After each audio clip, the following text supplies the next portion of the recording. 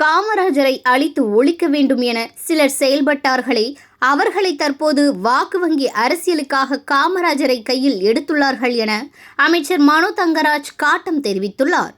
1966ஆம் ஆண்டு டெல்லியில் காமராஜ் இல்லத்தை வன்முறை கும்பல் தீயிட்டு எரித்த நினைவு நாளான இன்று பெருந்தலைவர் காமராஜர் தேசிய பேரவை சார்பில் கன்னியாகுமரியில் அமைந்துள்ள காமராஜர் நினைவு மண்டபத்தில் அவரது சிலைக்கு மாலை அணிவித்து மரியாதை செலுத்தினர்.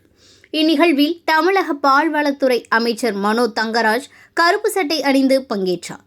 பின்னர் செய்தியாளர்களை சந்தித்து பேசிய அமைச்சர்கள், மதத்தின் பெயரால் மக்களை பிரிக்கும் இயக்கம் இன்று உண்மைக்கு புறமாக வெறுப்பை பிரச்சாரம் செய்து வருவதாகவும், மதம் ஜாதி என பிரித்து அழிவு பாதைக்கு பாஜக கொண்டு செல்வதாகவும், இதுபோன்ற செயல்களில் ஈடுபடும் அமைப்புகளை பிரதமர் மோடி பெருமையாக பேசி வருவதாக குற்றம் சாட்டினார்.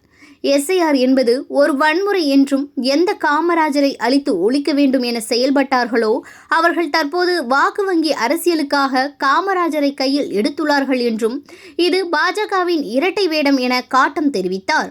மேலும் ஒவ்வொரு இடங்களிலும் நடைபெற்று இருக்கும் எஸ்ஐஆர் மோசடியின் விளைவாகத்தான் அவர்கள் ஆட்சியில் இருக்கிறார்கள் என்பதை தெளிவாக காட்டுவதாக சாடினார்.